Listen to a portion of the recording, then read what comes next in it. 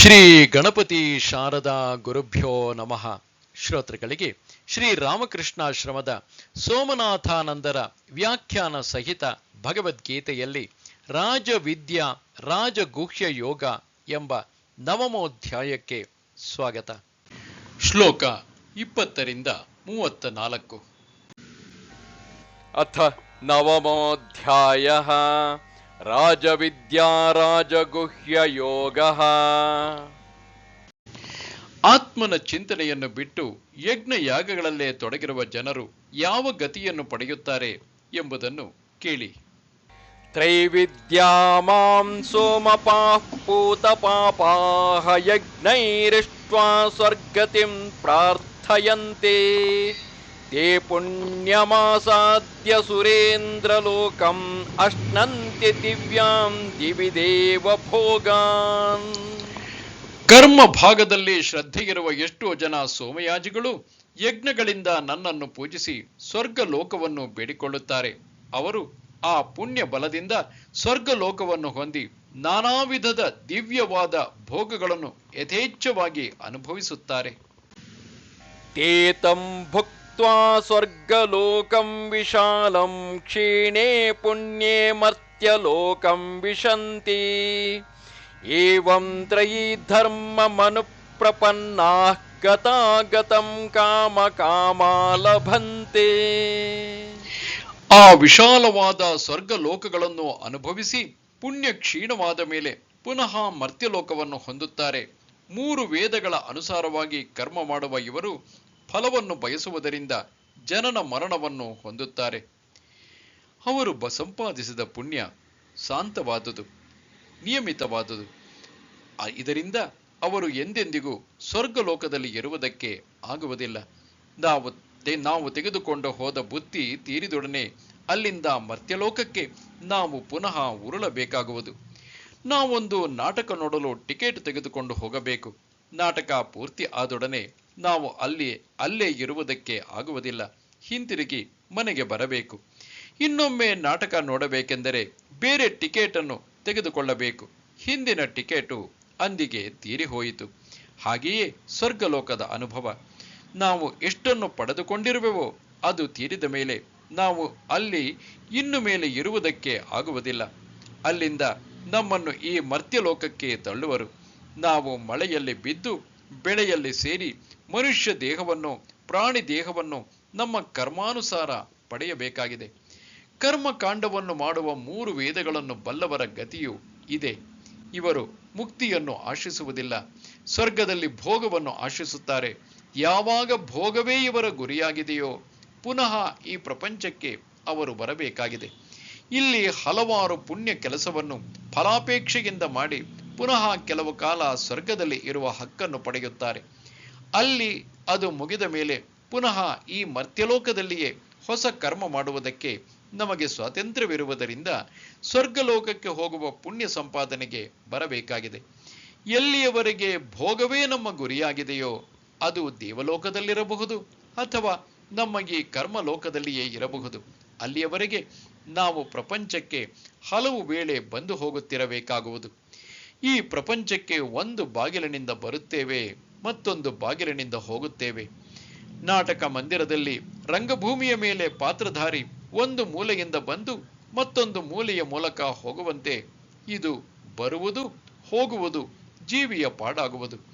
ಬರುವಾಗಲೂ ಇದೇ ಕೊನೆ ಎಂದು ಹೇಳುವ ಹಾಗಿಲ್ಲ, ಹೋಗುವಾಗಲೂ ಇದೇ ಕೊನೆ, ಇನ್ನು ಮೇಲೆ ನಾನು ಹೋಗುವುದಿಲ್ಲ ಎಂತಲೂ ಹೇಳುವ ಹಾಗಿಲ್ಲ. ಭೋಗವಾಸನೆ ನಮ್ಮಲ್ಲಿ ಇರುವವರೆಗೆ ಗಾಣಕ್ಕೆ ಕಟ್ಟಿದ ಎತ್ತಿನಂತೆ ನಾವು ಸಂಸಾರ ಗಾಣದ ಸುತ್ತಲೂ ಸುತ್ತುತ್ತಿರಬೇಕಾಗುವುದು. ಸತ್ತರೆ ಬಿಡುಗಡೆ ಏನಿಲ್ಲ ನಮಗೆ. ರಾತ್ರಿ ಎತ್ತನ್ನು ಒಳಗೆ ಕಟ್ಟುವಂತೆ ಅದು ಪುನಃ ಬೆಳಗೆದ್ದ ಮೇಲೆ ನೊಗ ಕೊರಳ ಮೇಲೆ ಬೀಳುವುದು. ಅನನ್ಯಾಶ್ಚಿಂತಯಂತೋ ಮಾಂ ಯೇ ಜನಾಃ ಪರ್ಯುಪಾಸತೆ ತೇಷಾಂ ನಿತ್ಯಾಭಿಯುಕ್ತಾನಾಂ ಯೋಗಕ್ಷೇಮಂ ವಹಾಮ್ಯಹಂ. ಯಾರು ಅನನ್ಯ ಭಾವದಿಂದ ನನ್ನನ್ನು ಚಿಂತಿಸುತ್ತಾ ನನ್ನನ್ನು ಭಜಿಸುತ್ತಾರೋ ನನ್ನಲ್ಲಿಯೇ ನಿರತರಾಗಿರುವ ಅವರ ಯೋಗಕ್ಷೇಮವನ್ನು ನಾನು ವಹಿಸುತ್ತೇನೆ. ದೇವರನ್ನು ನಾವು ಏನನ್ನು ಕೇಳದೇ ಇದ್ದರೆ ಅವನು ನಮ್ಮನ್ನು ಮರೆಯಬಹುದು. ಅದಕ್ಕೆ ನಾವು ಮಧ್ಯೆ ಮಧ್ಯೆ ಅವನಿಗೆ ನಮಗೆ ಬೇಕಾದುದನ್ನು ಜ್ಞಾಪಿಸಬೇಕಾಗಿದೆ ಎಂದು ಭಾವಿಸುವೆವು. ನಾವು ಕೇಳದೇ ಇದ್ದರೂ ಅತ್ಯಂತ ಅವಶ್ಯಕವಾಗಿರುವುದನ್ನು ನಮಗೆ ದೇವರು ಕೊಡುವನು. ಕೇಳಿಸಿಕೊಂಡು ಕೊಡುವವನು ಅವನಲ್ಲ, ಕೇಳಿಸಿಕೊಳ್ಳದೆಯೇ ಕೊಡುವನು. ಎಳೆಯ ಮಗುವಿನಿಂದ ಕೇಳಿಸಿಕೊಂಡು ತಾಯಿ ಅದಕ್ಕೆ ಕಾಲಕ್ಕೆ ಆಹಾರಾದಿಗಳನ್ನು ಕೊಡುವುದಿಲ್ಲ. ಕೇಳಿಸಿಕೊಳ್ಳದೆಯೇ ಅದಕ್ಕೆ ಎಲ್ಲವನ್ನೂ ಮಾಡುತ್ತಾಳೆ. ಹಾಗೆಯೇ ಭಗವಂತ ಭಕ್ತರ ಸರ್ವಸ್ವವನ್ನು ನೋಡಿಕೊಳ್ಳುತ್ತಾನೆ. ಆದರೆ ಭಕ್ತ ನಿಜವಾಗಿಯೂ ಭಗವಂತನ ಭಕ್ತನಾಗಿರಬೇಕು. ಅವನ ಭಕ್ತಿ ಅನನ್ಯವಾಗಿರಬೇಕು. ಯಾವಾಗಲೂ ಭಗವಂತನನ್ನೇ ಚಿಂತಿಸುತ್ತಿರಬೇಕು. ಭಗವಂತನನ್ನು ಏಕಮಾತ್ರ ಭಕ್ತಿಯಿಂದ ಆರಾಧಿಸುತ್ತಿರಬೇಕು. ಅವನು ದೇವರಿಂದ ಯಾವ ಲೌಕಿಕವಾದುದನ್ನು ಬೇಡುವುದಕ್ಕೆ ಹೋಗುವುದಿಲ್ಲ. ಅವನಿಗೆ ದೇವರ ಉಗ್ರಾಣದಲ್ಲಿರುವ ಅಷ್ಟೈಶ್ವರ್ಯ ಬೇಕಾಗಿಲ್ಲ. ಭಗವಂತನ ಪ್ರೀತಿಯೊಂದೇ ಬೇಕಾಗಿರುವುದು. ಅನನ್ಯ ಎಂದರೆ ಒಂದೇ ಸಮನಾಗಿ ಭಗವಂತನ ಕಡೆ ಹರಿಯುತ್ತಿರಬೇಕು. ಒಂದು ಕಾಲದಲ್ಲಿ ಅವನನ್ನು ಚಿಂತಿಸುವುದು, ಮತ್ತೊಂದು ಕಾಲದಲ್ಲಿ ಆತನನ್ನು ಚಿಂತಿಸದೇ ಇರುವುದು. ಹಾಗಲ್ಲ. ಲಾಭ ನಷ್ಟಗಳಲ್ಲಿ, ಸುಖ ದುಃಖಗಳಲ್ಲಿ, ಜನನ ಮರಣಗಳಲ್ಲಿ ಒಂದೇ ಸಮನಾಗಿ ಭಕ್ತ ಭಗವಂತನನ್ನು ಆಶಿಸುತ್ತಿದ್ದರೆ ಅದು ಅನನ್ಯವಾಗುವುದು. ಇಂತಹ ನಿತ್ಯಯುಕ್ತರಾದವರ ಯೋಗಕ್ಷೇಮವನ್ನು ದೇವರು ನೋಡಿಕೊಳ್ಳುತ್ತಾನೆ. ಇಂತಹ ಭಕ್ತರು ಪ್ರಾಪಂಚಿಕವಾದ ಏನನ್ನೂ ಮಾಡಲು ಸಾಧ್ಯವಿಲ್ಲ. ಅವರ ಮನಸ್ಸೆಲ್ಲ ಭಗವಂತನಿಂದ ತುಂಬಿ ತುಳುಕಾಡುತ್ತಿರುವುದು. ಯಾರು ತಮ್ಮ ಸರ್ವಸ್ವವನ್ನು ಭಗವಂತನಿಗೆ ಧಾರೆಯೆರೆದು ಅವನಲ್ಲಿಯೇ ಶರಣಾಗಿ ಅವನನ್ನೇ ಪ್ರೀತಿಸುವರೋ ಅವರ ಜವಾಬ್ದಾರಿಯನ್ನು ದೇವರು ನೋಡಿಕೊಳ್ಳುವನು. ಅವನ ಹೆಸರಿನಲ್ಲಿ ನಾವು ನಿಂತರೆ ಅವನು ನಮ್ಮ ಕೈ ಹಿಡಿದು ನಡೆಸುವನು. ತಾನು ಭಕ್ತನ ಯೋಗ ಮತ್ತು ಕ್ಷೇಮ ಎರಡನ್ನೂ ನೋಡಿಕೊಳ್ಳುವೆನೆಂದು ಭರವಸೆಗೆತ್ತಿದ್ದಾನೆ. ಯೋಗ ಎಂದರೆ ಯಾವುದು ಅತ್ಯಂತ ಅವಶ್ಯಕವಾಗಿದೆಯೋ ನಮಗೆ ಅವನ್ನೆಲ್ಲ ಅವನು ಅನುಗ್ರಹಿಸುವನು. ಕ್ಷೇಮ ಎಂದರೆ ನಮಗೆ ಅತ್ಯಂತ ಅವಶ್ಯಕವಾಗಿರುವುದನ್ನು ರಕ್ಷಿಸುವನು. ದೇಹಕ್ಕೆ ಆರೋಗ್ಯ ಬೇಕು, ದೃಢತೆ ಬೇಕು. ಆಗ ಮಾತ್ರ ಸಾಧನೆ ಮಾಡಲು ಸಾಧ್ಯವಾಗುವುದು. ಈ ದೇಹ ಎಂಬ ಯಂತ್ರ ಕೆಲಸ ಮಾಡಬೇಕಾದರೂ ಅದಕ್ಕೆ ಆಹಾರಾದಿಗಳು ಬೇಕು. ಇಲ್ಲದೇ ಇದ್ದರೆ ದುರ್ಬಲವಾಗಿ ಹಲವು ರೋಗ ರುಜಿನಗಳಿಗೆ ತುತ್ತಾಗುವುದು. ದೇವರಿಗೆ ನಾವು ಪರಿಪೂರ್ಣವಾಗಿ ಮನಸ್ಸನ್ನು ಅರ್ಪಿಸಿದರೆ ನಮಗೆ ಏನೇನು ಬೇಕೋ ಅದನ್ನೆಲ್ಲ ಅವನು ಕೊಡುವನು. ಯಾರ ಮೂಲಕವಾಗಿಯೂ ಅದನ್ನು ಒದಗಿಸುವನು. ಹಲವು ಭಕ್ತರ ಜೀವನವೇ ಇದಕ್ಕೆ ಉದಾಹರಣೆಯಾಗಿದೆ. ಹೇಗೋ ಎಂತೋ ದೇವರು ಇವರಿಗೆ ಅತ್ಯಂತ ಅವಶ್ಯಕವಾಗಿ ಬೇಕಾದುದನ್ನು ಕೊಟ್ಟು ಹೋಗಿರುವನು. ಹಿಂದೆ ಮಾತ್ರವಲ್ಲ, ಎಂದೆಂದಿಗೂ ಈ ನಿಯಮ ಸತ್ಯ. ಹಾಗೆಯೇ ಯಾವುದನ್ನು ಅತ್ಯಂತ ಅವಶ್ಯಕವಾಗಿ ಸಂರಕ್ಷಿಸಬೇಕಾಗಿದೆಯೋ ಅದನ್ನೂ ಕೂಡ ಅವನೇ ಮಾಡುತ್ತಾನೆ. ಅವನು ಹೊರಗಿನ ರಕ್ಷೆಯನ್ನು ಬೇಡುವುದಕ್ಕೆ ಹೋಗುವುದಿಲ್ಲ. ಭಗವಂತನೇ ಅವನ ಏಕಮಾತ್ರ ರಕ್ಷೆ. ಅವನು ದೇವರನ್ನು ರಕ್ಷಿಸು ಎಂತಲೂ ಕೇಳುವುದಿಲ್ಲ. ಕೇಳದೇ ಇದ್ದರೂ ಅದನ್ನು ಮಾಡಿಯೇ ಮಾಡುತ್ತಾನೆ. ಭಗವಂತನನ್ನು ಸಂಪೂರ್ಣವಾಗಿ ಪ್ರೀತಿಸಿದರೆ, ಅವನಲ್ಲಿ ಶರಣಾಗತನಾದರೆ ಭಕ್ತನಿಗೆ ಯಾವ ಕೊರತೆಯೂ ಇರುವುದಿಲ್ಲ. ಏಪ್ಯನ್ಯದೇವತಾ ಭಕ್ತಾಃ ಯಜಂತೆ ಶ್ರದ್ಧಯಾನ್ವಿತಾಃ ತೇಪಿ ಮಾಮೇವ ಕೌಂತೇಯ ಯಜಂತ್ಯವಿಧಿಪೂರ್ವಕಂ. ಅರ್ಜುನ, ಯಾರು ಶ್ರದ್ಧಾಪೂರ್ವಕ ಅನ್ಯ ದೇವತೆಗಳನ್ನು ಪೂಜಿಸುತ್ತಾರೋ ಅವರು ಕೂಡ ವಿಧಿವಿಹೀನವಾಗಿ ಪೂಜಿಸಿದರು ನನ್ನನ್ನೇ ಪೂಜಿಸುತ್ತಾರೆ. ಹಲವರಿಗೆ ದೇವರಿಗಾಗಿ ದೇವರು ಬೇಕಿಲ್ಲ. ಅವರಿಗೆ ಇನ್ನೂ ಹಲವು ಸಾಂಸಾರಿಕ ವಾಸನೆಗಳಿವೆ. ಅವರು ಪ್ರಾಪಂಚಿಕ ವಸ್ತುಗಳನ್ನು ಅನುಭವಿಸಬೇಕೆಂದು ಆಶಿಸುತ್ತಾರೆ. ಅದಕ್ಕಾಗಿ ತಮ್ಮ ಉದ್ದೇಶ ಸಾಧನೆಗೆ ಒಬ್ಬೊಬ್ಬ ದೇವತೆಗಳ ಹತ್ತಿರ ಹೋಗುತ್ತಾರೆ. ಐಶ್ವರ್ಯ ಬೇಕಾದವರು ಲಕ್ಷ್ಮಿಯ ಹತ್ತಿರ ಹೋಗುತ್ತಾರೆ. ಕಾಲರ, ಪ್ಲೇಗು, ಸಿಡುಬು ಮುಂತಾದವು ಬರದೇ ಇರಲೆಂದು ಆಯಾ ದೇವತೆಗಳ ಹತ್ತಿರ ಹೋಗಿ ಬೇಡಿಕೊಳ್ಳುತ್ತಾರೆ. ಅವರು ತಾವು ಯಾವ ದೇವರನ್ನಾದರೂ ಪೂಜಿಸಲಿ, ಕೇಳಲಿ, ಅದರ ಹಿಂದೆ ಶ್ರದ್ಧೆ ಇದ್ದರೆ ಅದನ್ನು ಸರ್ವವ್ಯಾಪಿಯಾದ ಭಗವಂತನೇ ನಡೆಸಿಕೊಡುವನು. ಅವರಿಗೆ ತಾವು ಮಾಡುವ ಕೆಲಸದಲ್ಲಿ ಮಾತ್ರ ಶ್ರದ್ಧೆಗಿರಬೇಕು. ಕಾಟಾಚಾರಕ್ಕಾಗಿ ಮಾಡಕೂಡದು. ಯಾವಾಗ ಶ್ರದ್ಧೆಯಿದೆಯೋ ಆಗ ದೇವರು ಅದನ್ನು ಲಾಲಿಸುತ್ತಾನೆ. ಯಾವುದೋ ಮಾರಮ್ಮನನ್ನೋ ಶನಿಯನ್ನೋ ಗಣಪತಿಯನ್ನೋ ಕೇಳುತ್ತಾನೆ. ನಾನೇಕೆ ಕೊಡಬೇಕು ಎನ್ನುವುದಿಲ್ಲ ದೇವರು. ಇವರೆಲ್ಲ ಭಗವಂತನ ಪರವಾಗಿ ಇರುವವರು. ಪ್ರತಿಯೊಬ್ಬರೂ ತನ್ನ ವಿಕಾಸಕ್ಕೆ ತಕ್ಕಂತಹ ಭಗವಂತನ ಭಾವನೆಯನ್ನು ಕಲ್ಪಿಸಿಕೊಂಡು ಅವನಲ್ಲಿ ಶರಣಾಗುತ್ತಾನೆ. ಎಲ್ಲ ದೇವ ದೇವಿಯರ ಹಿಂದೆ ಕೆಲಸ ಮಾಡುವುದು ಭಗವಂತನ ಶಕ್ತಿಯೇ. ನಮ್ಮ ಮನೆಯ ಮುಂದಿರುವ ಅಂಚೆ ಪೆಟ್ಟಿಗೆಗೆ ನಾವು ಕಾಗದವನ್ನು ಹಾಕುತ್ತೇವೆ. ದೊಡ್ಡ ಪೋಸ್ಟ್ ಆಫೀಸಿನವರು ತಮ್ಮಲ್ಲಿ ಹಾಕಿದ ಕಾಗದವನ್ನು ಮಾತ್ರ ವಿಲೇವಾರಿ ಮಾಡಿ ಜನ ತಮ್ಮ ಮನೆ ಹತ್ತಿರ ಇರುವ ಪೋಸ್ಟ್ ಬಾಕ್ಸ್ಗೆ ಹಾಕಿದ್ದರೆ ನನಗೆ ಹಾಕಿಲ್ಲ ಎಂದು ಸುಮ್ಮನೆ ಇರುತ್ತಾರೆಯೇ? ರಸ್ತೆಯ ಅಂಚಿನ ಪೆಟ್ಟಿಗೆಯಲ್ಲಿ ಇರುವುದನ್ನು ಹೊತ್ತುಕೊಂಡು ಹೋಗುವುದಕ್ಕೂ ದೊಡ್ಡ ಪೋಸ್ಟ್ ಆಫೀಸಿನಿಂದ ನೌಕರ ಬರುತ್ತಾನೆ. ಹಾಗೆಯೇ ಬೇರೆ ಬೇರೆ ದೇವತೆಗಳು ಅವರ ಹಿಂದೆ ಕೆಲಸ ಮಾಡುತ್ತಿರುವುದು. ಒಂದೇ ದೇವರ ಶಕ್ತಿ, ನಿಜವಾಗಿ ಹಲವಾರು ದೇವತೆಗಳಿಲ್ಲ. ಒಂದೇ ದೇವರ ಹಲವು ರೂಪಗಳಿವೆ ಅಷ್ಟೇ. ಲೌಕಿಕವಾದುದನ್ನು ಆಯಾ ದೇವತೆಗಳಿಂದ ಯಾಚಿಸುತ್ತಿರುವವನು ಅವಿಧಿಪೂರ್ವಕ ಮಾಡುತ್ತಿರುವನು. ಅಂದರೆ ಅವರಿಗೆ ಭಗವಂತನ ಜ್ಞಾನವಿಲ್ಲ. ಅವನು ಸರ್ವವ್ಯಾಪಿ, ಎಲ್ಲ ಕಡೆ ಎಲ್ಲಾ ದೇವದೇವತೆಗಳ ಮೂಲಕ ಕೆಲಸ ಮಾಡುತ್ತಿರುವನು ಎಂಬ ಜ್ಞಾನವಿಲ್ಲ ಅವನಿಗೆ. ಅವನಿಗೆ ಜ್ಞಾನವಿಲ್ಲದೆ ಇದ್ದರೆ ದೇವರು ಮಾಡುವ ಕೆಲಸವನ್ನು ಮಾಡದೇ ಬಿಡುತ್ತಾನೆಯೇ? ಯಾವುದನ್ನು ಬಾಯಿ ರುಚಿಗೆ ಎಂದು ತಿನ್ನುತ್ತೇವೆ ನಾವು, ಕ್ರಮೇಣ ಅದು ನಾಲಿಗೆಯಿಂದ ಜಾರಿ ಹೊಟ್ಟೆಗೆ ಹೋಗಿ ಅಲ್ಲೇ ಹಲವು ರಸಗಳೊಂದಿಗೆ ಬೆರೆತು ಜೀರ್ಣವಾಗಿ ನಮ್ಮ ದೇಹದ ರಕ್ತ ಮಾಂಸವಾಗುವುದು. ನಾವು ಈ ಉದ್ದೇಶದಿಂದ ತಿನ್ನಲಿಲ್ಲ, ಬರೀ ಬಾಯಿ ಚಪಲಕ್ಕೆ ತಿಂದೆವು ಎಂದರೆ ಹೊಟ್ಟೆ ತಾನು ಮಾಡುವ ಕೆಲಸವನ್ನು ಮಾಡುವುದಿಲ್ಲವೇ? ತನ್ನ ದೇಹಕ್ಕೆ ಶಕ್ತಿ ಬರಲಿ ಎಂದು ತಿಂದರೂ ಹೊಟ್ಟೆ ಅದೇ ಕೆಲಸ ಮಾಡುವುದು. ಇದಾವುದು ಗೊತ್ತಿಲ್ಲದೆ ರುಚಿಯಾಸೆಗೆ ತಿಂದರೂ ಹೊಟ್ಟೆ ಅದೇ ಕೆಲಸ ಮಾಡುವುದು.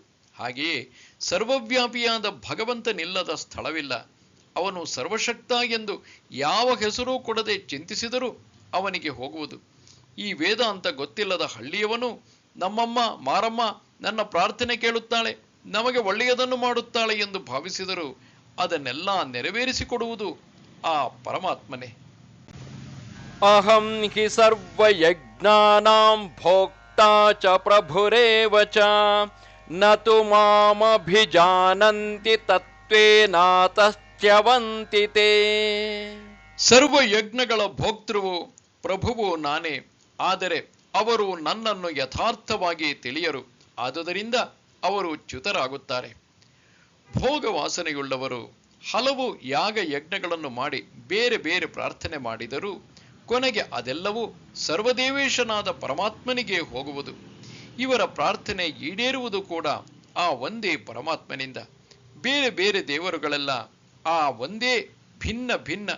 ಒಂದೇ ಪರಮಾತ್ಮನ ಭಿನ್ನ ಭಿನ್ನ ಸ್ವರೂಪಗಳು ಅಷ್ಟೇ. ನಾವು ಮಾಡುವುದೆಲ್ಲ ಅವನಿಗೆ ಅರ್ಪಿತವಾಗುವುದು. ಎಲ್ಲ ಯಾಗಯಜ್ಞಗಳಿಗೂ ಒಡೆಯನು ಅವನು. ಆದರೆ ಅಜ್ಞರು ಯಥಾರ್ಥವಾಗಿ ಇದನ್ನು ತಿಳಿಯರು.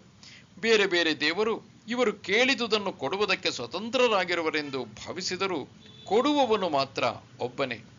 ಅವನು ಹೇಗೆ ಇದ್ದಾನೆಯೋ ಹಾಗೆ ತಿಳಿದುಕೊಂಡರೆ ಇತರ ಕ್ಷುದ್ರ ದೇವತೆಗಳ ಬಳಿಗೆ ಹೋಗದೆ ಸರ್ವವ್ಯಾಪಿಯಾದ ಭಗವಂತನೆಡೆಗೆ ಬರುವನು. ದೇವರೊಬ್ಬನೇ ಈ ಜೀವನದಲ್ಲಿ ಪಡೆಯಲು ಯೋಗ್ಯವಾದುದು. ಉಳಿದವುಗಳೆಲ್ಲ ಕ್ಷಣಿಕ, ಕೆಲಸಕ್ಕೆ ಬಾರದವು ಎಂಬುದನ್ನು ಚೆನ್ನಾಗಿ ಅರಿತವನು ದೇವರನ್ನು ಲೌಕಿಕ ವಸ್ತುಗಳಿಗಾಗಿ ಹೇಗೆ ಕೇಳುತ್ತಾನೆ? ಇದು ವಜ್ರದ ಗಣಿಗೆ ಹೋಗಿ ಗಾಜಿನ ಚೂರನ್ನು ಕೇಳಿದಂತೆ. ಆದರೆ ಇದು ಅವರಿಗೆ ತಿಳಿಯದು. ಅಜ್ಞಾನದಲ್ಲಿದ್ದಾರೆ. ಅವರಿಗೆ ಬೆಲೆ ಬಾಳತಕ್ಕಂತಹ ವಸ್ತುಗಳೇ ಇಂದ್ರಿಯಕ್ಕೆ ಪ್ರಿಯವಾದ ವಿಷಯ ವಸ್ತುಗಳು. ಅದನ್ನೇ ದೇವರಿಂದ ಬೇಡುತ್ತಾರೆ. ದೇವರು ಕೂಡ ಅದನ್ನೇ ಕೊಡುತ್ತಾನೆ. ಅದೇನಾದರೂ ಕೆಟ್ಟರೆ, ಕಳೆದು ಹೋದರೆ ದುಃಖಿತರಾಗಿ ಹಳೆಯ ಆಟದ ಸಾಮಾನಿನ ರಿಪೇರಿಗೋ ಹೊಸ ಆಟದ ಸಾಮಾನನ್ನು ಪಡೆಯುವುದಕ್ಕೋ ಪುನಃ ದೇವರ ಹತ್ತಿರ ಬರುತ್ತಾರೆ. ಅವರಿಗೆ ಗೊತ್ತಿದೆ, ದೇವರ ಹತ್ತಿರ ಬಗೆ ಬಗೆಯ ಆಟದ ಸಾಮಾನುಗಳಿವೆ, ಅವನು ಯಾವುದನ್ನು ಕೇಳಿದರೂ ಕೊಡಬಲ್ಲ ಎಂಬುದು. ಆದರೆ ದೇವರಲ್ಲದೆ ಅನ್ಯ ವಸ್ತುಗಳನ್ನು ಕೇಳಿದರೆ ಆ ವಸ್ತುಗಳಿಗೆ ದಾಸನಾಗುತ್ತಾನೆ. ಅದಕ್ಕಾಗಿ ಪಡಬಾರದ ಕಷ್ಟ ಪಡಬೇಕಾಗುವುದು, ದುಃಖ ಅನುಭವಿಸಬೇಕಾಗುವುದು ಎಂಬುದನ್ನು ಇನ್ನು ಅವನು ಅರಿಯಬೇಕಾಗಿದೆ. ಅವನು ದೇವರನ್ನು ಸೇರದೆ ಕೆಳಕ್ಕೆ ಬೀಳುವುದಕ್ಕೆ ಕಾರಣವೇ ದೇವರ ಮೇಲೆ ಇನ್ನೂ ಪ್ರೀತಿ ಉದಿಸದೇ ಇರುವುದು. ಅವನೇನೋ ದೇವರ ಮನೆ ಬಾಗಿಲಿಗೆ ಹೋಗುತ್ತಾನೆ, ಆದರೆ ಹೋಗಿ ಅಲ್ಲಿ ಕೇಳುವುದೇನು? ಭಿಕ್ಷುಕನಂತೆ ಒಂದು ಹಿಡಿ ಭಿಕ್ಷೆ, ದೇವರು ಅದನ್ನು ಕೊಟ್ಟು ಕಳುಹಿಸುತ್ತಾನೆ. ಆದರೆ ದೇವರನ್ನು ಪ್ರೀತಿಸಿದರೆ ಅವನೇ ಬೇಕು, ಬೇರೆ ಯಾವುದೂ ಇಲ್ಲ ಎಂಬುದನ್ನು ನಮ್ಮ ವ್ಯಾಕುಲತೆಯಲ್ಲಿ ವ್ಯಕ್ತಪಡಿಸಿದರೆ ಅವನು ಪರಜ್ಞಾನ ಮತ್ತು ಪರಭಕ್ತಿಯನ್ನು ಕೊಡಲು ಸಿದ್ಧನಾಗಿರುವನು. ಆದರೆ ಅದನ್ನು ಬೇಡುವವರು ಬೇಕಲ್ಲ. ಯಾಂತಿ ದೇವವ್ರತಾ ದೇವಾನ್ ಪಿತೃನ್ಯಾಂತಿ ಪಿತೃವ್ರತಾಃ ಭೂತಾನಿ ಯಾಂತಿ ಭೂತೇಜ್ಯಾ ಯಾಂತಿ ಮದ್ಯಾಜಿನೋಪಿ ಮಾಂ. ದೇವತೆಗಳನ್ನು ಪೂಜೆ ಮಾಡುವವರಿಗೆ ದೇವಲೋಕ, ಪಿತೃಗಳನ್ನು ಪೂಜೆ ಮಾಡುವವರಿಗೆ ಪಿತೃಲೋಕ ಸಿಕ್ಕುವುದು. ಭೂತ ಪ್ರೇತಾದಿಗಳನ್ನು ಪೂಜಿಸುವವರಿಗೆ ಆಯಾ ಲೋಕಗಳು ಸಿಕ್ಕುತ್ತವೆ. ನನ್ನನ್ನು ಭಜಿಸುವವರು ನನ್ನನ್ನೇ ಹೊಂದುತ್ತಾರೆ. ಒಬ್ಬ ದೊಡ್ಡ ಶ್ರೀಮಂತನ ಮನೆಯಲ್ಲಿ ಮನೆಯ ಯಜಮಾನನೇ ಇರುವ ಕೋಣೆಗಿದೆ. ಅಲ್ಲಿ ಅಡಿಗೆಯವನು ಇರುವ ಸ್ಥಳವೂ ಇದೆ. ಅಲ್ಲಿ ಪರಿಚಾರಕರು ಇರುವ ಸ್ಥಳವಿದೆ. ಅಲ್ಲಿ ತೋಟಗಾರ ಇರುವ ಸ್ಥಳವೂ ಇದೆ. ಎಲ್ಲ ಮನೆ ಯಜಮಾನನಿಗೆ ಸೇರಿದ್ದು. ಆದರೆ ಯಾರು ಆ ಮನೆಯಲ್ಲಿ ಯಾರೊಡನೆ ಸ್ನೇಹ ಬೆಳೆಸಿದ್ದಾನೆಯೋ ಅವನ ಸಮೀಪಕ್ಕೆ ಹೋಗುತ್ತಾನೆ. ಅವನಿಗೆ ಅವನೇ ಪ್ರಿಯ. ಅಡಿಗೆಯವನ ಸ್ನೇಹಿತ ಅಡಿಗೆಯವನನ್ನು ಹುಡುಕಿಕೊಂಡು ಹೋಗುತ್ತಾನೆ. ತೋಟಗಾರನ ಸ್ನೇಹಿತ ತೋಟಗಾರನನ್ನು ಹುಡುಕಿಕೊಂಡು ಹೋಗುತ್ತಾನೆ. ಯಜಮಾನನ ಸ್ನೇಹಿತ ಯಜಮಾನನಿರುವ ದಿವಾನ ಖಾನೆಗೆ ಹೋಗುತ್ತಾನೆ. ಹಾಗೆಯೇ ಭಗವಂತನ ಮನೆಯಲ್ಲಿ ಬಗೆ ಬಗೆಯ ದೇವತೆಗಳೆಂಬ ಸ್ಥಾನಗಳಿವೆ. ಅವರು ಕೆಲಸದಲ್ಲಿರುವುದು, ಅವರು ಮಾಡುತ್ತಿರುವ ಕೆಲಸಗಳು ಎಲ್ಲ ಒಬ್ಬನೇ ದೇವನಿಗಾಗಿ. ಆ ಒಬ್ಬ ದೇವನ ಶಕ್ತಿಯೇ ಇವುಗಳ ಮೂಲಕ ಕೆಲಸ ಮಾಡಿದರೂ ಒಂದೊಂದು ಕಡೆ ಒಂದೊಂದು ವಿಧವಾಗಿರುವುದು. ಇಂದ್ರ ಮುಂತಾದ ದೇವತೆಗಳನ್ನು ಪ್ರೀತಿಸುವವರು ಇಂದ್ರಲೋಕಕ್ಕೆ ಹೋಗುತ್ತಾರೆ. ಅಲ್ಲಿರುವ ಭೋಗ ವಸ್ತುಗಳನ್ನು ಅನುಭವಿಸುತ್ತಾರೆ. ತಮ್ಮ ಪುಣ್ಯದ ಬುತ್ತಿ ತೀರಿದ ಮೇಲೆ ಪ್ರಪಂಚಕ್ಕೆ ಉರುಳುತ್ತಾರೆ. ಮತ್ತೆ ಕೆಲವರಿಗೆ ಗತಿಸಿ ಹೋದ ಪಿತೃಗಳ ಮೇಲೆ ತುಂಬಾ ಆಸಕ್ತಿ. ಆ ಪಿತೃಗಳೇನಾದರೂ ಬೇರೆ ಜನ್ಮವನ್ನು ಪಡೆಯದೆ ಪಿತೃಲೋಕದಲ್ಲಿದ್ದರೆ ಅಲ್ಲಿಗೆ ಹೋಗಿ ಕೆಲವು ಕಾಲ ಇರುತ್ತಾರೆ. ಆದರೆ ಎಂದೆಂದಿಗೂ ಅಲ್ಲಿ ಇರುವುದಕ್ಕೆ ಆಗುವುದಿಲ್ಲ. ಆ ಲೋಕದಿಂದಲೂ ಕೆಳಕ್ಕೆ ಉರುಳಬೇಕಾಗಿದೆ. ಏಕೆಂದರೆ ಇವುಗಳೆಲ್ಲ ತಾತ್ಕಾಲಿಕ ಸ್ಥಳಗಳು. ಎಂದೆಂದಿಗೂ ಅಲ್ಲಿಯೇ ಬೇರು ಬಿಡುವುದಕ್ಕೆ ಆಗುವುದಿಲ್ಲ. ದಾರಿಯಲ್ಲಿ ಸಿಕ್ಕುವ ಮುಸಾಫಿರ ಖಾನೆಯಂತೆ ಒಂದೆರಡು ದಿನ ತಂಗಬಹುದು ಅಷ್ಟೇ. ಅನಂತರ ಗಂಟು ಮೂಟೆ ಕಟ್ಟಿಕೊಂಡು ಮುಂದೆ ಹೋಗಬೇಕಾಗಿದೆ. ಒಂದು ವೇಳೆ ಆ ಪಿತೃಗಳು ಈ ಪೃಥ್ವಿಯಲ್ಲಿಯೇ ತಮ್ಮ ಕರ್ಮ ಸವೆಸಲು ಜನ್ಮ ತಾಳಿದ್ದರೆ ಅಂತಹ ಮನೆಯಲ್ಲಿ ಹುಟ್ಟಿ ಆ ವಾತಾವರಣದಲ್ಲಿ ಬೆಳೆದು ಅವರ ಪ್ರೀತಿಯ ಸವಿ ನೋಡುವರು. ಅದರ ಋಣ ತೀರಿದ ಮೇಲೆ ಅಥವಾ ಬೇಜಾರಾದ ಮೇಲೆ ಆ ಸ್ಥಳ ಬಿಟ್ಟುಕೊಡುವರು. ನಾವೆಲ್ಲ ಈ ಪ್ರಪಂಚದಲ್ಲಿ ಯಾರಿಗೋ ಮಗನಾಗಿಯೋ ಮಗಳಾಗಿಯೋ ಹುಟ್ಟುವುದಕ್ಕೆ ಇದೇ ಕಾರಣ. ಅನಂತರ ಅತೀಂದ್ರಿಯ ಶಕ್ತಿಯನ್ನು ಪಡೆದು ಕೆಲವು ಕಾಲ ಭೂತಾವಸ್ಥೆಯಲ್ಲಿರುವ ಕೆಲವು ಶಕ್ತಿಗಳು ಬೇರೆ ಇರುತ್ತವೆ. ಕೆಲವರು ಅದಕ್ಕೆ ಭಕ್ತರು. ಏಕೆಂದರೆ ಆ ಭೂತಗಳ ಸಹಾಯದಿಂದ ಭವಿಷ್ಯ ಹೇಳುವುದು, ಮಾಯ ಮಂತ್ರಗಳನ್ನು ಮಾಡುವುದು, ಕೆಲವು ಕಾಯಿಲೆಗಳನ್ನು ಗುಣ ಮಾಡುವುದು ಮುಂತಾದ ವರಗಳನ್ನು ಪಡೆದು ಈ ಸಂಸಾರದಲ್ಲಿ ಅವರು ವ್ಯವಹರಿಸುತ್ತಿರುವರು. ಆ ಭೂತದ ದಯೆಯಿಂದ ಇವರಿಗೆ ಸ್ವಲ್ಪ ಹಣ, ಕೀರ್ತಿ, ಹೆಸರು ಮುಂತಾದವುಗಳೆಲ್ಲ ಲಭಿಸುತ್ತವೆ. ಅದಕ್ಕಾಗಿ ಅವರು ಭೂತಕ್ಕೆ ಭಕ್ತರು. ಅವರು ಭೂತದ ಸಮೀಪಕ್ಕೆ ಹೋಗುತ್ತಾರೆ. ಆದರೆ ಯಾರು ದೇವರನ್ನು ಪ್ರೀತಿಸುತ್ತಾನೋ, ಯಾರಿಗೆ ಈ ಪ್ರಪಂಚದಲ್ಲಿ ಅವನಲ್ಲದೆ ಮತ್ತಾವುದೂ ಬೇಡವೋ ಅಂತಹ ಪರಮ ಭಕ್ತ ಭಗವಂತನನ್ನು ಸೇರುತ್ತಾನೆ. ಯಾರಿಗೂ ದೇವರು ನನ್ನೆಡೆಗೇ ಬನ್ನಿ ಎಂದು ಬಲಾತ್ಕಾರ ಮಾಡುವುದಿಲ್ಲ. ಬೇಕಾದಷ್ಟು ಸ್ವಾತಂತ್ರ್ಯವನ್ನು ಕೊಟ್ಟಿದ್ದಾನೆ. ಅವರು ಕೇಳಿದ್ದನ್ನು ಕೊಡುತ್ತಾನೆ. ಇಚ್ಛೆ ಬಂದೆಡೆ ಹೋಗಲು ಬಿಡುತ್ತಾನೆ. ಪತ್ರಂ ಪುಷ್ಪಂ ಫಲಂ ತೋಯಂ ಯೋ ಮೇ ಭಕ್ತ್ಯಾ ಪ್ರಯಚ್ಛತಿ ತದಹಂ ಭಕ್ತ್ಯುಪಹೃತಂ ಅಷ್ಟಾಮಿ ಪ್ರಯತಾತ್ಮನಃ. ಯಾರು ಭಕ್ತಿಯಿಂದ ಎಲೆ, ಹೂ, ಹಣ್ಣು, ನೀರು ಯಾವುದನ್ನು ಕೊಡುವರೋ ಅಂತಹ ಶುದ್ಧ ಚಿತ್ತವುಳ್ಳವರು ಭಕ್ತಿಯಿಂದ ಸಮರ್ಪಿಸಿದ ಅದನ್ನು ನಾನು ಸ್ವೀಕರಿಸುತ್ತೇನೆ. ಭಕ್ತ ಏನನ್ನು ಕೊಡುತ್ತಾನೆಯೋ ಅದನ್ನು ದೇವರು ಸ್ವೀಕರಿಸುತ್ತಾನೆ. ಅವನು ಎಷ್ಟು ಕೊಡುತ್ತಾನೆ, ಏನು ಕೊಡುತ್ತಾನೆ ಎಂಬುದನ್ನು ನೋಡುವುದಿಲ್ಲ. ಅವನು ಯಾವ ದೃಷ್ಟಿಯಿಂದ ಕೊಡುವನು ಎಂಬುದನ್ನು ಮಾತ್ರ ನೋಡುತ್ತಾನೆ. ನಮ್ಮ ಮನಸ್ಸು ಶುದ್ಧವಾಗಿದ್ದರೆ ನಾವು ಕೊಡುವುದನ್ನೆಲ್ಲ ಸ್ವೀಕರಿಸುವನು.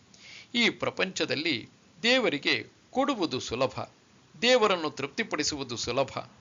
ಅವನಿಗೆ ಕೊಡುವುದಕ್ಕೆ ನಮಗೆ ಗತಿಯಿಲ್ಲ ಎಂದು ಯಾವ ಭಿಕಾರಿಯೂ ಹೇಳುವುದಿಲ್ಲ. ನಮಗೆ ಕೊಡಲಾರದಿರುವುದನ್ನು ಅವನು ಕೇಳುವುದಿಲ್ಲ. ಒಂದು ದಳ ತುಳಸಿಯೋ ಬಿಲ್ವಪತ್ರೆಯೋ ಸಾಕು, ಒಂದು ಹೂವು ಹಣ್ಣು ಸಾಕು, ಒಂದು ಉದ್ಧರಣೆ ನೀರು ಸಾಕು. ಇದು ಅಲ್ಪ ಎಂದು ತಿರಸ್ಕರಿಸುವುದಿಲ್ಲ. ಅದನ್ನು ಸಂತೋಷದಿಂದ ಸ್ವೀಕರಿಸುತ್ತಾನೆ. ಪಾಂಡವರು ತಿಂದು ಮಿಕ್ಕ ಒಂದೆರಡು ಅಗುಳು ಅನ್ನವನ್ನು ದ್ರೌಪದಿ ಕೊಡಲು ಅದನ್ನು ತಿಂದು ತೃಪ್ತನಾದ ಶ್ರೀಕೃಷ್ಣ, ವಿದುರ ಒಂದು ಸಣ್ಣ ಮಣ್ಣಿನ ಕುಡಿಕೆಯಲ್ಲಿ ಹಾಲನ್ನು ಕೊಡಲು ಶ್ರೀಕೃಷ್ಣ ಅದನ್ನು ಕುಡಿದು ತೃಪ್ತನಾಗಿ ಆ ಕುಡಿಕೆಯನ್ನು ಬಗ್ಗಿಸಿದಾಗ ಕ್ಷೀರ ಸಾಗರವೇ ಅದರಿಂದ ಬಂದಂತೆ ಆಗಿ ಕೌರವನ ಅರಮನೆಯನ್ನೇ ಮುಳುಗಿಸಲು ಹೋಯಿತಂತೆ. ಕುಚೇಲ ಶ್ರೀಕೃಷ್ಣನಿಗೆ ಒಣಗಿದ ಅವಲಕ್ಕಿಯನ್ನು ಕೊಡಲು ನಾಚಿದಾಗ ಶ್ರೀಕೃಷ್ಣನೇ ಅದನ್ನು ಕುಚೇಲನಿಂದ ಕೇಳಿ ಪಡೆದುಕೊಂಡು ತಿಂದು ಆನಂದ ಪಡುತ್ತಾನೆ.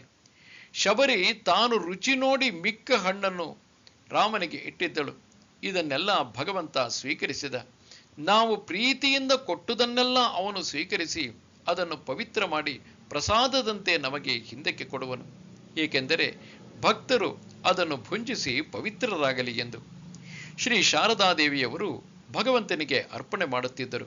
ಯಾರೋ ಭಕ್ತರು ನೀವು ಕೊಡುವುದನ್ನು ಅವನು ತೆಗೆದುಕೊಳ್ಳುತ್ತಾನೆಯೇ ಎಂದು ಕೇಳಿದಾಗ ಶ್ರೀ ಶಾರದಾದೇವಿಯವರು ಹೌದು, ಅವನು ತೆಗೆದುಕೊಳ್ಳುತ್ತಾನೆ, 3 ವಿಧದಲ್ಲಿ ಅವನು ತೆಗೆದುಕೊಳ್ಳುತ್ತಾನೆ, ಇದನ್ನು ನಾನು ನೋಡಿದ್ದೇನೆ ಎಂದರು. 3 ವಿಧಗಳಾವುವು ಎಂಬುದನ್ನು ವಿವರಿಸುತ್ತಾರೆ. ಕೆಲವು ವೇಳೆ ಅವನು ನಾವು ಕೊಟ್ಟಿದ್ದರಲ್ಲಿ ಸ್ವಲ್ಪವನ್ನು ರುಚಿ ನೋಡುತ್ತಾನೆ.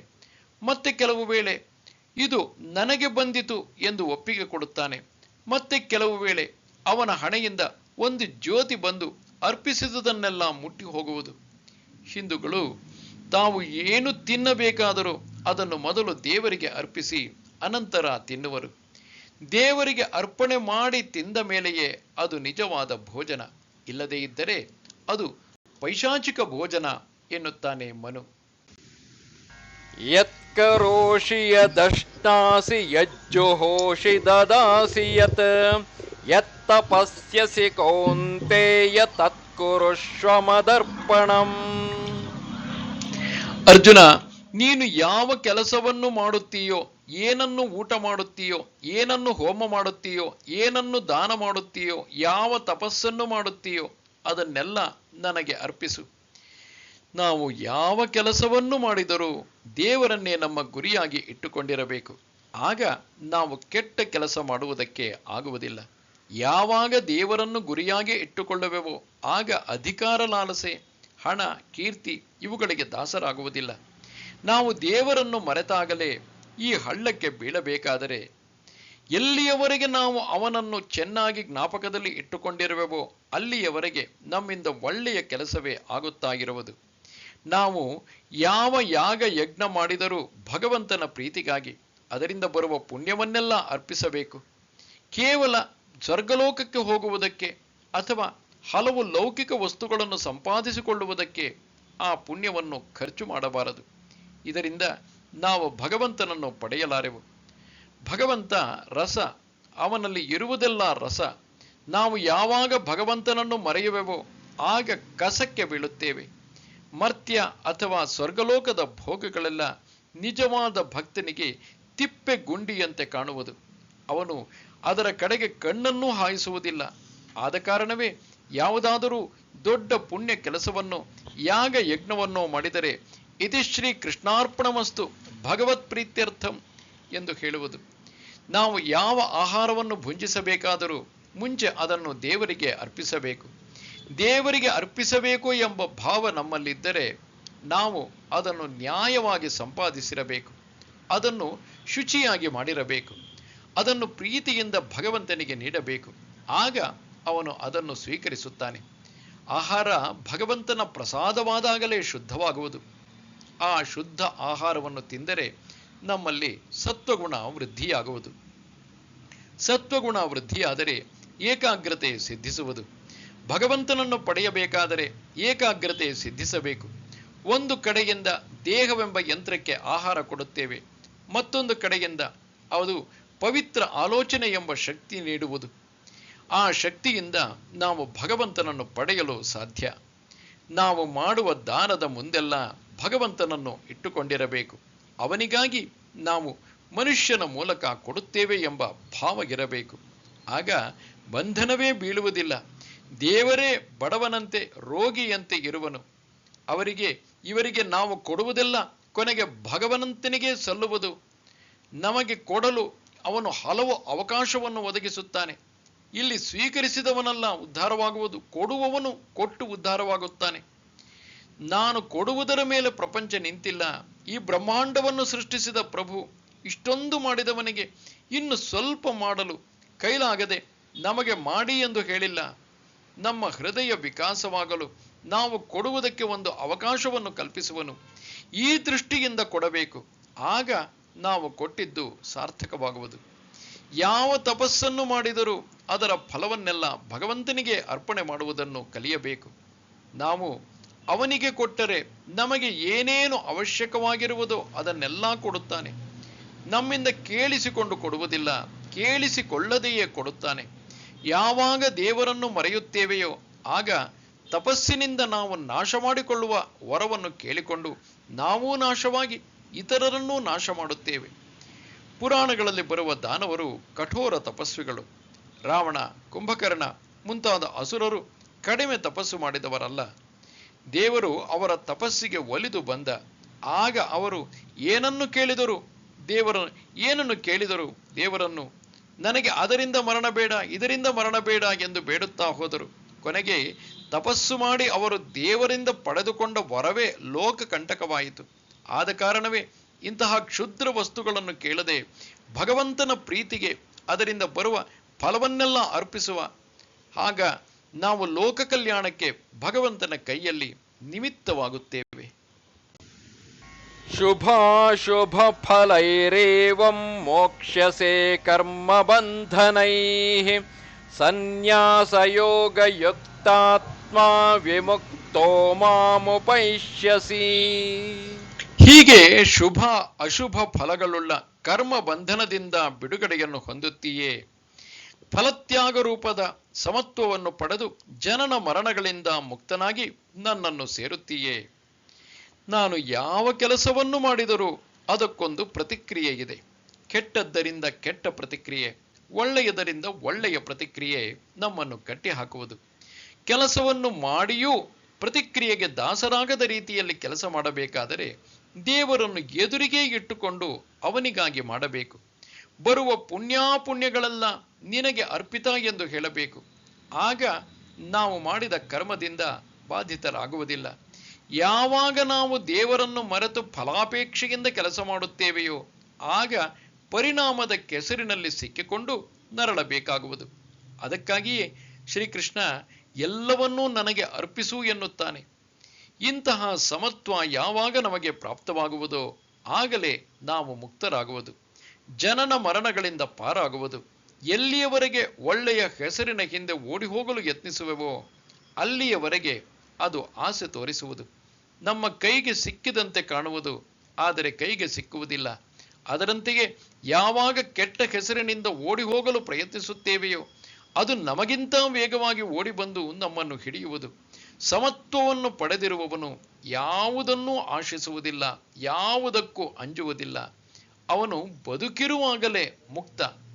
ಮುಕ್ತಿಗಾಗಿ ಸಾಯುವ ತನಕ ಕಾಯಬೇಕಾಗಿಲ್ಲ. ಸತ್ತ ಮೇಲೆ ಇಂತಹ ವ್ಯಕ್ತಿ ಪುನಃ ಸಂಸಾರಕ್ಕೆ ಬರುವುದಿಲ್ಲ. ಬರದ ರೀತಿಯಲ್ಲಿ ಹೋಗುವುದನ್ನು ಕಲಿತಿರುವನು ಇವನು. ಸಮೋಹಂ ಸರ್ವಭೂತೇಷು ನ ಮೇ ದ್ವೇಷ್ಯೋಸ್ತಿ ನ ಪ್ರಿಯಃ ಯೇ ಭಜಂತಿ ತು ಮಾಂ ಭಕ್ತ್ಯಾ ಮಯಿ ತೇಷು ಚಾಪ್ಯಹಂ. ನಾನು ಸರ್ವಭೂತಗಳಲ್ಲಿಯೂ ಸಮನಾಗಿರುತ್ತೇನೆ. ನನಗೆ ಶತ್ರುವೂ ಇಲ್ಲ, ಮಿತ್ರನೂ ಇಲ್ಲ.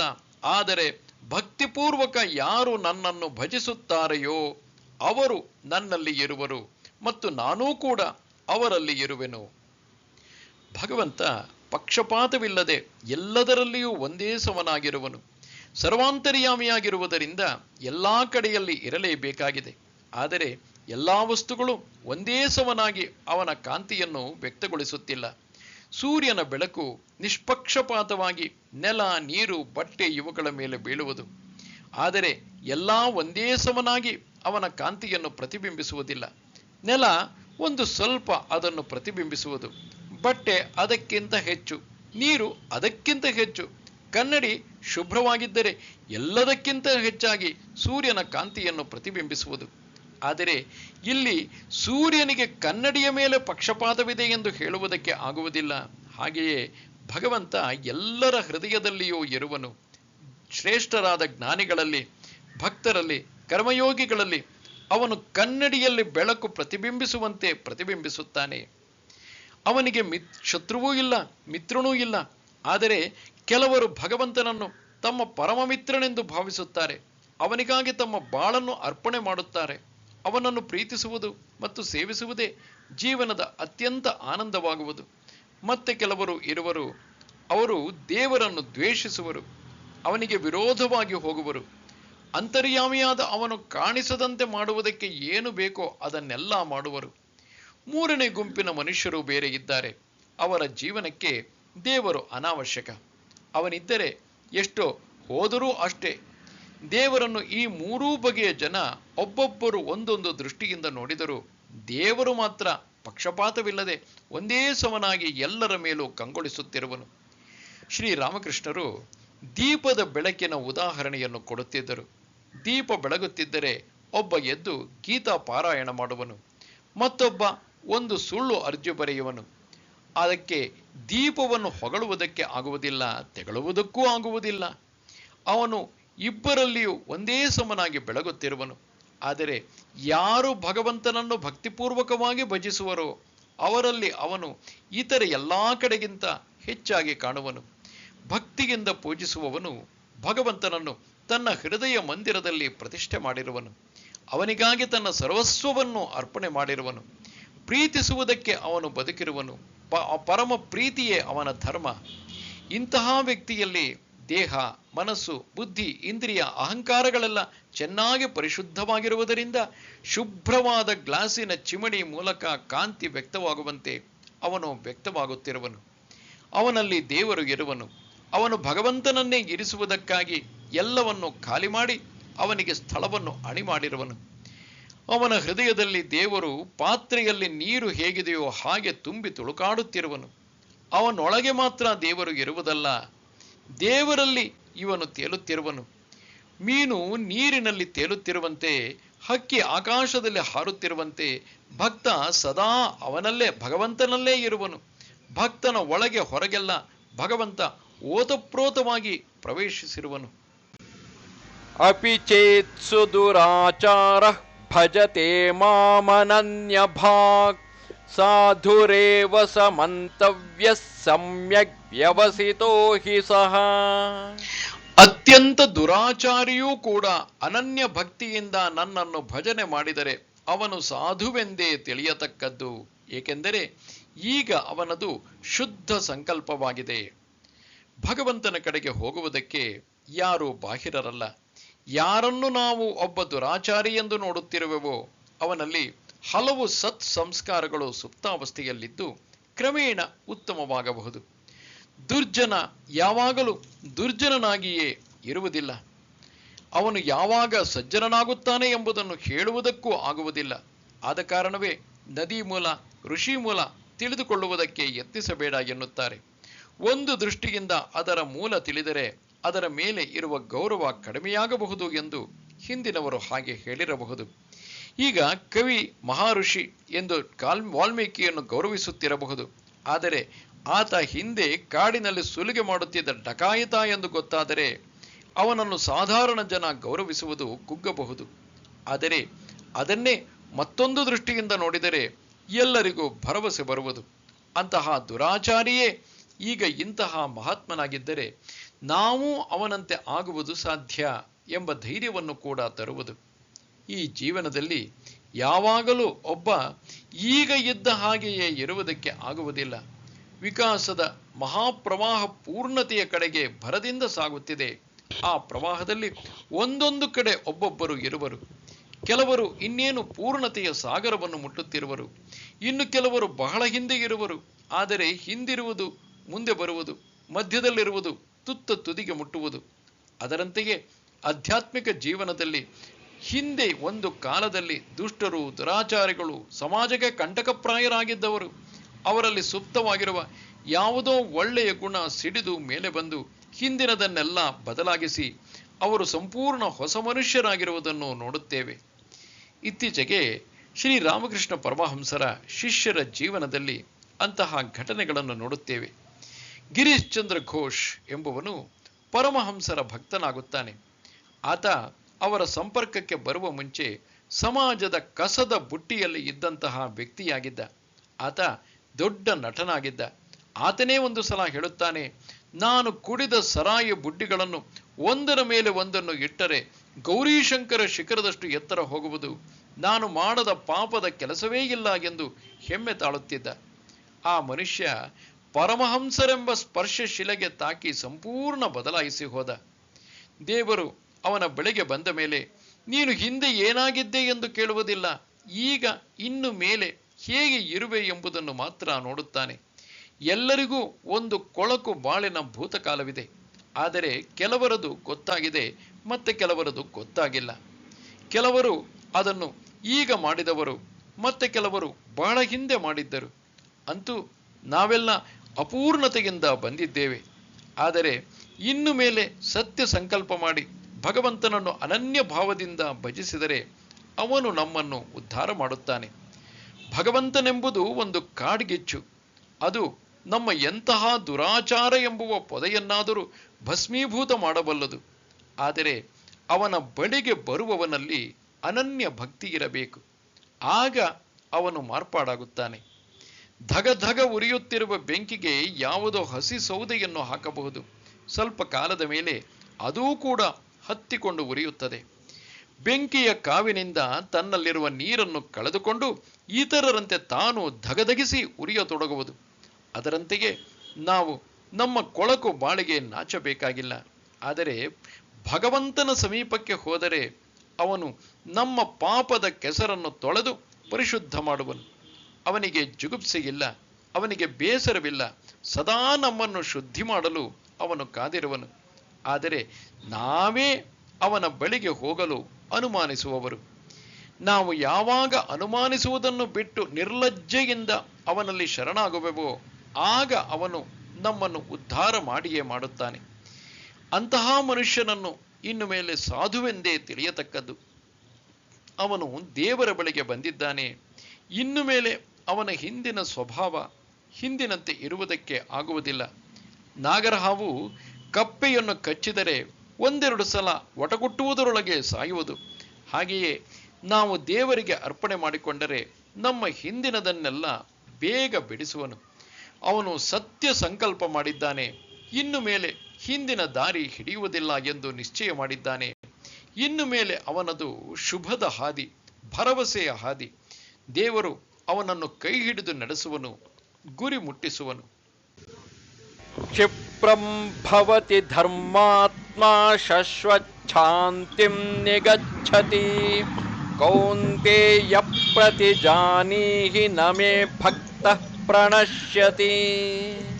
ಅರ್ಜುನ, ಅಂತಹ ದುರಾಚಾರಿಯು ಬಹಳ ಬೇಗ ಧರ್ಮಾತ್ಮನಾಗುತ್ತಾನೆ ಮತ್ತು ಶಾಶ್ವತವಾದ ಶಾಂತಿಯನ್ನು ಪಡೆಯುತ್ತಾನೆ. ನನ್ನ ಭಕ್ತ ಎಂದಿಗೂ ನಾಶವಾಗುವುದಿಲ್ಲ ಎಂಬುದನ್ನು ತಿಳಿದುಕೋ. ಯಾವನು ಭಗವಂತನ ಬಳಿಗೆ ಬಂದು ಅವನಲ್ಲಿ ಶರಣಾಗುತ್ತಾನೋ ಅವನು ಬೇಗ ಧರ್ಮಾತ್ಮನಾಗುತ್ತಾನೆ. ಅವನಲ್ಲಿ ಅಂತಹ ತೀವ್ರ ಅಭೀಪ್ಸೆಯಿದೆ. ಹೇಗೆ ಒಲೆಯ ಮೇಲಿಟ್ಟ ಹಸಿ ಸೌದೆಯಲ್ಲಿರುವ ನೀರೆಲ್ಲ ಒಣಗಿ ಹೋಗುವುದು, ಹಾಗೆ ಭಗವಂತನ ಬಳಿಗೆ ಬಂದವನ ಪಾಪದ ಹಸಿಯೆಲ್ಲ ಒಣಗಿ ಹೋಗುವುದು. ಅವನು ಶಾಶ್ವತವಾದ ಶಾಂತಿಯನ್ನು ಪಡೆಯುತ್ತಾನೆ.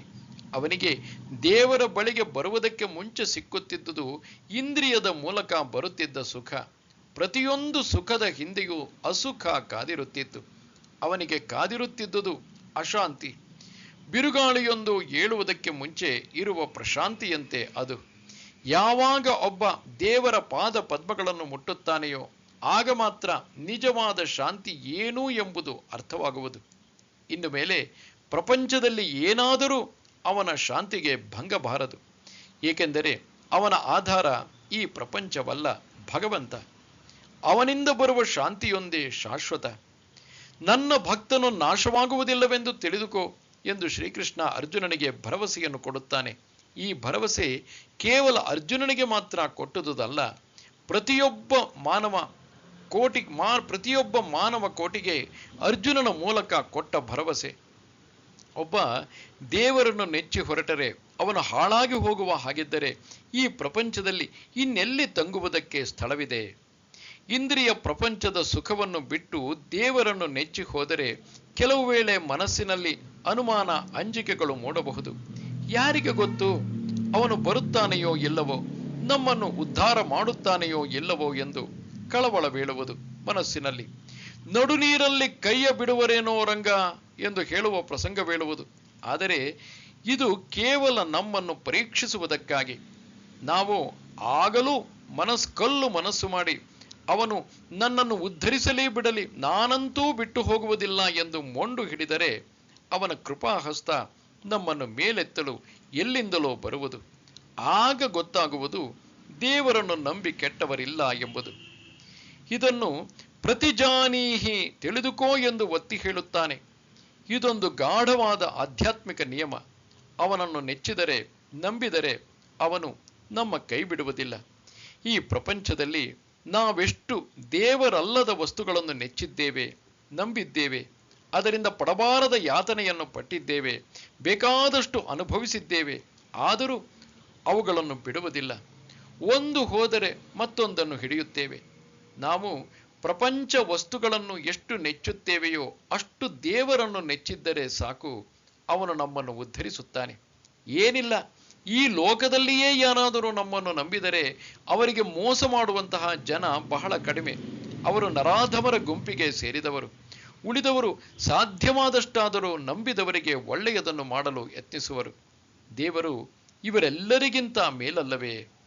ಅವನ ಹೆಸರಿನಲ್ಲಿ ನಾವು ಎಲ್ಲಾ ಬಿಟ್ಟು ಬಂದರೆ ಅವನು ಎಂದಿಗೂ ನಮ್ಮನ್ನು ಕೈಬಿಡುವುದಿಲ್ಲ. ಅವನನ್ನು ನೆಚ್ಚುವ ಧೈರ್ಯ ಇರಬೇಕು. ಆಗ ನಮ್ಮನ್ನು ಉದ್ಧರಿಸುವ ಶಕ್ತಿ ಕಾದಿದೆ ಎಂಬುದು ಗೊತ್ತಾಗುವುದು. ಇದೆಲ್ಲ ದ್ವಾಪರ ಯುಗದಲ್ಲಿ ಅರ್ಜುನನಿಗೆ ಮಾತ್ರ ಸತ್ಯವಲ್ಲ. ಈ ಭರವಸೆ ಎಲ್ಲಾ ಕಾಲಕ್ಕೆ, ಎಲ್ಲಾ ಯುಗಕ್ಕೆ, ಎಲ್ಲಾ ಜೀವರಾಶಿಗಳಿಗೂ ದೇವರು ಕೊಟ್ಟಂತಹ ಭರವಸೆ. ಮಾಂ ಹಿ ಪಾರ್ಥ ವ್ಯಪಾಶ್ರಿತ್ಯ ಯೇಪಿ ಸ್ಯುಃ ಪಾಪಯೋನಯಃ ಸ್ತ್ರಿಯೋ ವೈಶ್ಯಾಸ್ತಥಾ ಶೂದ್ರಾಃ ತೇಪಿ ಯಾಂತಿ ಪರಾಂ ಗತಿಂ. ಪಾರ್ಥ, ಪಾಪಯೋನಿಗಳು ಅಂದರೆ ಹೆಂಗಸರು, ವೈಶ್ಯರು, ಶೂದ್ರರು ನನಗೆ ಶರಣಾದರೆ ಪರಮಗತಿಯನ್ನು ಹೊಂದುತ್ತಾರೆ.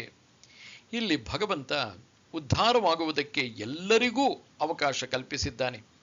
ದೇವರ ಬಳಿಗೆ ಹೋಗಲು ಉತ್ತಮ ಕುಲದವರಿಗೆ ಮತ್ತು ಉತ್ತಮ ವರ್ಣದವರಿಗೆ ಮಾತ್ರ ಅಲ್ಲ ಅಧಿಕಾರ ಇರುವುದು. ಎಲ್ಲರೂ ಭಗವಂತನ ಮಕ್ಕಳೇ.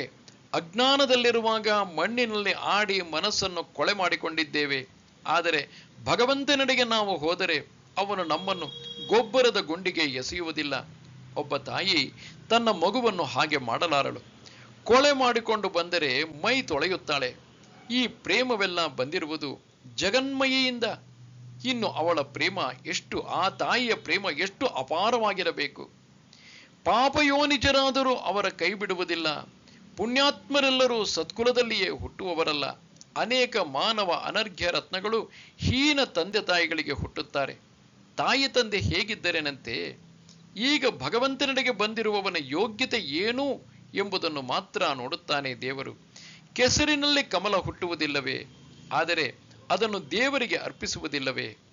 ದೇವರು ಭಕ್ತನ ಗುಣವನ್ನು ನೋಡುತ್ತಾನೆಯೇ ಹೊರತು ಅವನ ಅಪ್ಪ ಯಾರು, ಅಮ್ಮ ಯಾರು ಎಂದು ಕೇಳುವುದಿಲ್ಲ. ಈ ಜಗದ ಸಂತೆಯಲ್ಲಿ ಮಾತ್ರ ಅದಕ್ಕೆ ಬೆಲೆ. ದೇವರು ಅವನೆಡೆಗೆ ಬರುವ ಭಕ್ತನನ್ನು ಮಾತ್ರ ಪರೀಕ್ಷಿಸುತ್ತಾನೆ. ಅವನಲ್ಲಿ ಒಳ್ಳೆಯ ಗುಣಗಳಿದ್ದರೆ ಅವನನ್ನು ಸ್ವೀಕರಿಸುತ್ತಾನೆ. ಸ್ತ್ರೀಯರಿಗೂ ಕೂಡ ದೇವರೆಡೆಗೆ ಹೋಗುವುದಕ್ಕೆ ಪುರುಷರಿಗೆ ಇರುವಷ್ಟೇ ಅಧಿಕಾರವಿದೆ ಎಂದು ಸಾರುತ್ತಾನೆ. ಹಿಂದಿನ ಕಾಲದಲ್ಲಿ ಪುರುಷನಿಗೆ ಯಾವ ಸೌಲಭ್ಯಗಳಿತ್ತೋ ಅವು ಸ್ತ್ರೀಯರಿಗೆ ಇರಲಿಲ್ಲ. ಆದರೂ ಆಗಿನ ಕಾಲದಲ್ಲೇ ಶ್ರೀಕೃಷ್ಣ ಸ್ತ್ರೀಯರನ್ನು ನಿಕೃಷ್ಟ ದೃಷ್ಟಿಯಿಂದ ನೋಡದೆ ಭಗವಂತನೆಡೆಗೆ ಹೋಗುವುದಕ್ಕೆ ಅವರಿಗೂ ಸಮಾನವಾದ ಅಧಿಕಾರವಿದೆ ಎನ್ನುತ್ತಾನೆ. 20ನೇ ಶತಮಾನದಲ್ಲಿರುವ ನಮಗೆ ಎಲ್ಲರಿಗೂ ಸಮಾನ ಅವಕಾಶಗಳಿವೆ. ಈಗಿನ ದೃಷ್ಟಿಯಿಂದ ನೋಡಿದರೆ ಇದರಲ್ಲೇನು ಅಂತಹ ವಿಶೇಷ ಕಾಣುವುದಿಲ್ಲ. ಆದರೆ ಹಿಂದಿನ ಕಾಲದಲ್ಲಿ ಸ್ತ್ರೀ ಪರತಂತ್ರಳು ಎಂದು ಭಾವಿಸಿದ ಸಮಾಜದ ಎದುರಿಗೆ ಶ್ರೀಕೃಷ್ಣ ಈ ಮಾತನ್ನು ಹೇಳುತ್ತಾನೆ. ಇನ್ನು ವೈಶ್ಯರು ಮತ್ತು ಶೂದ್ರರು, ಇವರನ್ನು ಬ್ರಾಹ್ಮಣ ವರ್ಗದವರೊಂದಿಗೆ ಹೋಲಿಸಿ ನೋಡಿದರೆ ಕೆಳಗೆ ಇರುವವರು. ದೇವರು ಸಮಾಜದ ದೃಷ್ಟಿಯಲ್ಲಿ ಯಾರು ಮೇಲಿನವರು, ಯಾರು ಕೆಳಗಿನವರು ಎಂದು ನೋಡುವುದಿಲ್ಲ. ಸಮಾಜ ಒಂದು ವ್ಯಕ್ತಿಯನ್ನು ವರ್ಗೀಕರಿಸುವುದೇ ಬೇರೆ. ದೇವರು ತನ್ನ ಭಕ್ತನನ್ನು ವರ್ಗೀಕರಿಸುವ ದೃಷ್ಟಿಯೇ ಬೇರೆ. ದೇವರು ಹೊರಗಿನದನ್ನು ನೋಡುವುದಿಲ್ಲ. ವ್ಯಕ್ತಿಯ ಹೃದಯದಲ್ಲಿರುವ ಪವಿತ್ರ ಉದ್ದೇಶಗಳನ್ನು ನೋಡುತ್ತಾನೆ. ಸತತ ಪ್ರಯತ್ನವನ್ನು ನೋಡುತ್ತಾನೆ. ಅದಕ್ಕೆ ತಕ್ಕಂತೆ ಅವರನ್ನು ಆರಿಸಿಕೊಳ್ಳುತ್ತಾನೆ. ಸಮಾಜ ಬಾಹಿರರಿಗೂ ಅತಿ ನೀಚರಿಗೂ ಭಗವಂತನಡೆಗೆ ಹೋಗುವುದಕ್ಕೆ ಅಧಿಕಾರವಿರುವಾಗ ಸ್ತ್ರೀ ವೈಶ್ಯ ಶೂದ್ರರಿಗೆ ಆ ಅವಕಾಶವಿರುವುದರಲ್ಲಿ ಆಶ್ಚರ್ಯವೇನಿದೆ? ಇಲ್ಲಿ ಶ್ರೀಕೃಷ್ಣ ಬರೀ ಹಿಂದೂಗಳ ದೃಷ್ಟಿಯಿಂದ ಮಾತನಾಡುವುದಿಲ್ಲ. ದೇವರೆಡೆಗೆ ಹೋಗುವುದಕ್ಕೆ, ಪರಮ ಗತಿಯನ್ನು ಪಡೆಯುವುದಕ್ಕೆ ಎಲ್ಲರಿಗೂ ಬಾಗಿಲನ್ನು ತೆರೆದಿರುವನು. ಗೀತೆಯಲ್ಲಿ ಬರುವ ಧರ್ಮ ಅತ್ಯಂತ ವಿಶಾಲವಾದ ಧರ್ಮ, ಎಲ್ಲ ಧರ್ಮಗಳನ್ನು ಬಾಚಿ ತಬ್ಬಿಕೊಳ್ಳುವಂತಹ ಧರ್ಮ. ಇಲ್ಲಿ ಬರುವ ದೇವರು ಅಷ್ಟೇ ಅನಂತವಾಗಿರುವನು. ಯಾವ ಹೆಸರಿನಿಂದ ಕರೆದರೂ ಅವನಿಗೆ ಹೋಗುವುದು. ಯಾರು ಯಾರು ಅವನನ್ನು ಯಾವ ಯಾವ ಧರ್ಮದ ಆಶ್ರಯ ಪಡೆದಿದ್ದರೂ ಎಲ್ಲರಿಗೂ ಪರಮ ಗತಿಯನ್ನು ಎಂದರೆ ಮುಕ್ತಿಯನ್ನು ಕೊಡುತ್ತಾನೆ. ಕಿಂ ಪುನರ್ಬ್ರಾಹ್ಮಣಾ ಪುಣ್ಯಾ ಭಕ್ತಾ ರಾಜರ್ಷಯಸ್ತಥಾ ಅನಿತ್ಯಮಸುಖಂ ಲೋಕಂ ಇಮಂ ಪ್ರಾಪ್ಯ ಭಜಸ್ವ ಮಾಂ. ಹೀಗಿರುವಾಗ ನನ್ನ ಭಕ್ತರಾದ ಪುಣ್ಯಶಾಲಿಗಳಾದ ಬ್ರಾಹ್ಮಣರ ಮತ್ತು ರಾಜ ಋಷಿಗಳ ವಿಚಾರ ಹೇಳುವುದೇನು? ಆದ ಕಾರಣ ಅನಿತ್ಯವೂ ಅಸುಖವೂ ಆದ ಈ ಲೋಕವನ್ನು ಪಡೆದಿರುವ ನೀನು ನನ್ನನ್ನು ಭಜಿಸು. ತುಂಬಾ ಕೆಳಮಟ್ಟದಲ್ಲಿ ಇರುವವರಿಗೆ ಭಗವಂತನಡೆಗೆ ಹೋಗುವಾಗ ಸಾಧ್ಯವಿರುವಾಗ, ಭಗವಂತನಡೆಗೆ ಹೋಗುವುದಕ್ಕೆ ಸಾಧ್ಯವಿರುವಾಗ, ಯಾರು ಉತ್ತಮ ವಾತಾವರಣದಲ್ಲಿ ಇರುವರೋ ಅವರಿಗೆ ಮತ್ತೂ ಸುಲಭ ಸಾಧ್ಯವಾಗುವುದು ಅವನ ಕಡೆಗೆ ಹೋಗುವುದಕ್ಕೆ. ಈ ಸಂಸಾರ ಅನಿತ್ಯ. ಇಂದು ಇರುವುದು ನಾಳೆ ಇಲ್ಲ. ಧನ, ಯೌವನ, ಅಧಿಕಾರ ಎಲ್ಲ ನಮ್ಮನ್ನು ಬಿಟ್ಟು ಹೋಗುವುದು.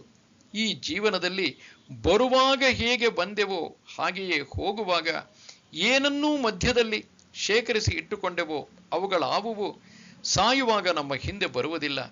ಇರುವಾಗಲಾದರೂ ನಾವು ಅವನ್ನು ಅನುಭವಿಸುತ್ತಿರಬಹುದಲ್ಲ ಎಂದು ಭಾವಿಸಬಹುದು. ಆದರೆ ನಾವೇನೋ ಅವುಗಳನ್ನು ಅನುಭವಿಸುವುದಕ್ಕೆ ಸಿದ್ಧರಾಗಿರಬಹುದು. ಅವು ನಮ್ಮೊಡನೆ ಇರಲು ಸಿದ್ಧವಾಗಿಲ್ಲ. ಅದು ಹೇಗೆ ಬರುವುದೋ ಹಾಗೆ ಹೋಗುವುದು. ನಮ್ಮನ್ನು ಹೇಳಿ ಕೇಳಿ ಬರುವುದಿಲ್ಲ. ಹೋಗುವಾಗ ನಾವು ಎಷ್ಟೇ ಕಪಿಮುಷ್ಟಿಯಿಂದ ಅದನ್ನು ಹಿಡಿದುಕೊಂಡಿದ್ದರೂ ಅದು ಬೆರಳುಗಳಿಂದ ನುಸುಳಿ ಹೋಗುವುದು. ಈ ಪ್ರಪಂಚದಲ್ಲಿ ಎಲ್ಲ ನೀರುಗುಳ್ಳೆಯಂತೆ ಕ್ಷಣಿಕ. ಒಂದು ನೀರ ಹನಿಯಿಂದ ನೀರುಗುಳ್ಳೆ ಏಳುವುದು, ಮತ್ತೊಂದು ನೀರ ಹನಿಯಿಂದ ನೀರುಗುಳ್ಳೆ ಸಿಡಿಯುವುದುಂಟು. ಈ ಸಂಸಾರದಲ್ಲಿ ವಸ್ತುಗಳ ಎರಡನೆಯ ಗುಣವೇ ಅಸುಖ. ಯಾವ ಸುಖವಾಗಿರುವುದನ್ನು ಮೊದಲು ಅನುಭವಿಸಿದರೂ ಕೊನೆಗೆ ಅದು ಅಸುಖದಲ್ಲಿ ಪರ್ಯವಸಾನವಾಗುವುದು.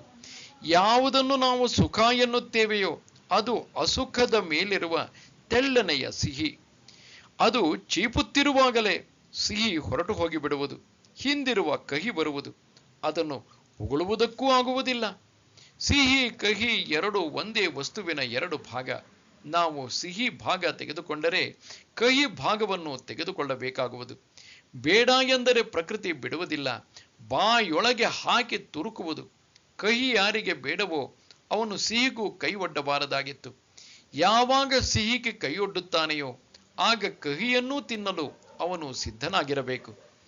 ಹೆಂಡತಿ, ಮಕ್ಕಳು, ಐಶ್ವರ್ಯ, ಅಧಿಕಾರ, ಕೀರ್ತಿ ಇವುಗಳಿಗೆಲ್ಲ ಚಂದ್ರನಿಗಿರುವಂತೆ ಒಂದು ಪೂರ್ಣಿಮೆಯ ಭಾಗವಿದೆ, ಮತ್ತೊಂದು ಅಮಾವಾಸ್ಯೆಯ ಭಾಗವಿದೆ.